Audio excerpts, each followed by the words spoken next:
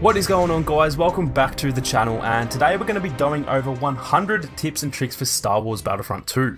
Regardless if you're a beginner or a pro player, I am confident you will learn something new today that will help you dominate the Battlefront. Now, this video will contain a few fundamentals, but it does also have some more advanced stuff that even a lot of the pros won't know about. Helping me present this video today is Marcus from Team Silky. G'day guys, thanks for having me. If you have any tips and tricks of your own, feel free to leave them down below in the comments section. But without further ado, let's get into this video. The CIS Infiltrator class isn't just a commando, it is a fully qualified ninja. Use its vibro sword to deal huge amounts of damage to enemy heroes. After all, your midi-chlorian count is irrelevant if your top half is separated from your bottom half. Kylo Ren's freeze ability has to be one of the most enjoyable to use. If you manage to freeze an opponent in a 1v1 situation, always go in for the kill. But sometimes when you have teammates with high damage outputs nearby, just sit back and allow them to do your dirty work. Sometimes going in for the glory and getting in the way of your teammates can be more harm than good. On Starkiller base, the speeders are very popular due to their ability to crush their victims, instantly killing standard foot troops and heroes alike. Fortunately, this little known piece of advice will actually save your skin. Just hit the crouch button. Yep, that's it. After that, you can pretty much just melt your confused opponent. The Specialist has many handy abilities, but one of the most underused is the Stinger Pistol. Although the damage output is quite low, it's great at keeping enemy heroes away from objectives because it doesn't allow them to regenerate their health. In some situations, you might even get the kill. When trying to hit enemies at long range, feather or tap the trigger or mouse button. This will help control the recoil, making it easier for you to pick off your prey. When playing as a starfighter, point yourself in the direction of one of those white squares and stay on target. The game conveniently marks enemy ships in this way for you. Obi-Wan's defensive rush is capable of pushing heroes off of edges. This makes for some interesting kills in heroes vs villains. Your unsuspecting foes will think they're safe after you've used your force push. If only they knew what was coming. What's this? Another flanking route? In 100 meters, at the Imperial base, bear left. Bear left. In 150 meters, turn up. Turn up. Your destination is on the right. Another beauty. When playing as the clones on Geonosis, you can actually damage the hard sails from up on the hill, which does reduce the risk of being killed down in the valley. Just get to the position you can see on screen, aim above the hard sails and rain fire on those clankers. Iron mods take out vehicles. You already knew that, but don't forget to use them. Sometimes those vehicles have it way too easy. Picture this scenario. You've come upon an enemy specialist from behind, but due to your absolute potato aim, you miss all your shots and your blast overheats. Fortunately for you, the fellow has also just overheated his blaster, and as he turns to face you, you realise you're about to fist fight, or elbow fight, to the death.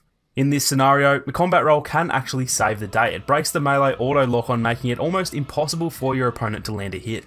Always buff yourself before going into battle. Afterwards, it might be too late. This will either give you a small advantage over your opponent or raise you to their level. When crossing open ground, don't run in a straight line like a total pleb. Make yourself a slippery target and run in a zigzag pattern. If someone hits you, well, they probably deserve to be congratulated. The Assault class's Scan Dart star card is a great way to get battle points without risking your life. Also, your teammates will love you. Boba Fett can be one of the most frustrating heroes to pursue, especially when he's the target in HVV. His jetpack makes him difficult to hit, but Mr. Fabulous himself is taking none of it. Use Lando's sharpshot ability to try and land a massive amount of damage when he's at around 25% health, and this can usually take him down for good.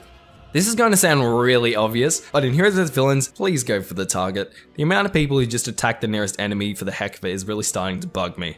Unlike most troopers, the commando droid has a very special type of dash. Similar to the lightsaber heroes, it will throw out its front foot and leap several meters within the space of a second. This only works when dashing in a forwards or backwards direction, so either beware of this ability or use it to your advantage. Keep an eye on your squad when they're down and let them spawn on you. The little icons next to the minimap will reveal when your squad members are down by turning a little greyish colour. When your entire squad is down, take a moment and let them spawn on you, especially if you're behind enemy lines. Love it or hate it, Capital Supremacy has one of the most interesting maps in the game. The non-linear layout adds an interesting aspect to the game, and we've found it's handy to take a leaf out of Obi-Wan's book and take the high ground whenever possible. Being a karate champion myself, I tend to avoid the officer class because it brings back bad memories. Last time I tried to salute, I almost killed myself. Anyway, for those of you who don't have PTSD and use the officer class, remember to save battle command for useful situations. Too many players waste this precious ability for a few battle points only to die a few seconds later. Stamina is key to winning lightsaber duels. Lack of stamina will literally render you useless now after the last update, so always keep an eye on the discreet little stamina bar down the bottom. If you begin running low, a tactical retreat is your best option. Although turrets don't always result in kills, they're a powerful tool for shutting down objectives, hallways, or choke points. As an officer, hang around your turret and it'll automatically repair. This can seriously frustrate enemies. Although at the time of making this video, DICE have removed AI from Capital Supremacy, we believe they will be back at some stage, so we decided to include this tip anyway. Make the most of the AI. Basically, look at them as free battle points. They aren't exactly known for their intelligence. Although, let's be honest, they probably play the objective more than humans. A lot of people just settle for the standard settings when playing Battlefront 2, but don't be one of them. If the sensitivity feels off, start an arcade match and fiddle around with your settings until you have less of a stormtrooper aim. If AI are re-added to Capital Supremacy, try wearing a standard shiny skin to blend in with the clone AI. At first glance, your opponents won't know the difference, and I have tried this a few times and the enemy definitely gets caught off guard more than you'd think. Heroes get battle points at an excruciatingly slow rate. When possible, play the objective with heroes and you'll get a lot more battle points. Hey, if you get a few hundred kills, you might even be able to afford a speeder when you die. Surprisingly, Boba Fett is probably one of the best dark side characters to play as on Geonosis, especially when it comes to playing the objective. Firing his rockets at the belly of the ATTEs deals some crazy damage, and if you do get into trouble, you can quickly fly to safety, regen your health, and then get back into the fight. Boss can take down speeders with his traps. Lure your victims in and watch them get blown to smithereens. It pleases the scorekeeper. If an LAAT is raining fire on you and your teammates, try and get into a starfighter and take them out that way. There's nothing they can do to defend themselves, and you'll not only help your team, but you will get some very quick battle points as well. Occasionally when you're trying to attack or defend a choke point, the explosives are just too much to handle. At this point, switch to the officer class and equip the diffuser star card. When used, it diffuses any explosives in your area. If you see an AT-RT or a speeder, always make sure to aim at the head rather than the body of the vehicle, because you will kill the enemy a whole lot faster this way. The little green Jedi Master really is short, but he's nonetheless powerful. In fact, his rushes are able to break opponents' blocks, making them exceptional for one-on-one lifesaver combat. Your unsuspecting foe thinks he's safe, but in fact you're just one button click away from rendering him completely helpless. With any dash ability like Obi-Wan's defensive rush or Han's shoulder charge for example, always make sure to dash or roll rather than actually cancelling the ability. Not only will it get you out of the way, but it will also end the animation much faster than normal. Feel like raining some havoc on Galactic Assault? Jump in a starfighter and bombard the helpless ground troops with missiles. You can bypass the lock ability and instantly fire a missile by double tapping the activation button. Despite being pretty hard to do, Yoda and Maul can actually deflect blaster bolts with their R1 abilities. At the time of making this video, their regular blocks haven't been added to the game yet, so until they have been given proper blocks, try and make the most of this whenever possible. Easily the most stylish of heroes, Lando has some abilities that match his fashion sense. His smoke grenade is one of the most underused, and it has some hidden properties that can baffle Saber users. While in Lando's smoke, Saber users are unable to lunge as far as they usually can, giving you an edge when it comes to maneuverability. Make the most of those officer squad shields. If you're attacking an objective and your team is just failing to make a breakthrough, sprint in there and throw down the shield, and then even if you do die, your teammates should be able to make some good progress before the shield does get taken out. Swinging your saber in midair increases the distance you travel.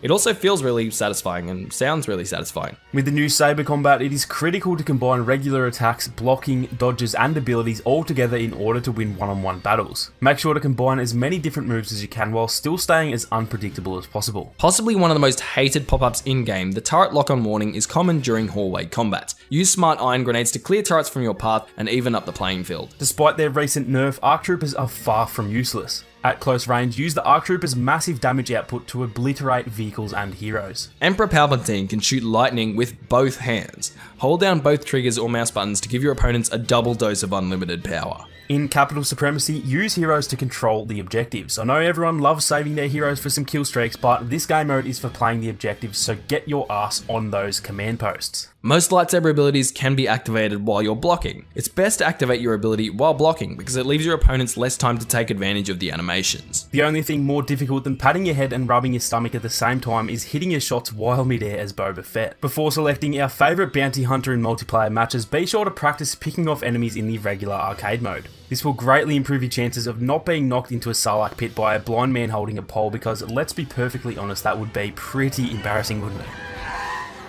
When playing as the legendary bounty hunter Boba Fett, feather the left trigger or jetpack key to travel further without burning as much fuel. Plus, more importantly, it'll look really cool. In Heroes vs Villains, some people play very offensive while others prefer playing defensive instead. I've found that the most effective playstyle is a blend between the two because it's generally a little more unpredictable and you are still able to defend yourself when needed as well as land those damaging strikes when you do get a chance. When versus a hero as a standard trooper, risk your life or even sacrifice yourself to lower their health. If you get them low enough, it'll be very difficult for them to regenerate their health and sooner or later they'll be picked off by teammates. Either that or you'll get an amazing kill. What's this? Another flanking route. Alright, where's that trusty GPS? Turn right and then turn left. Bear right, and continue for 150 meters then turn left. Turn left. Continue straight for 400 meters.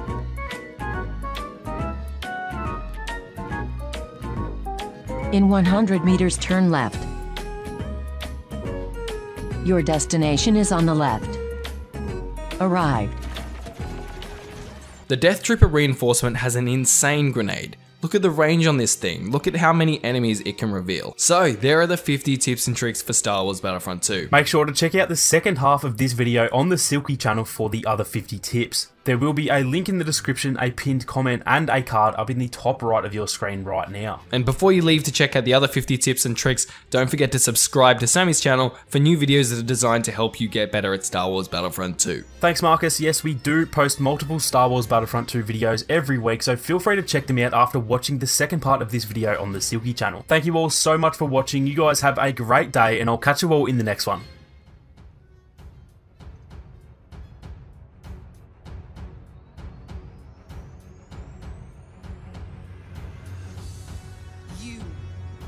You're afraid.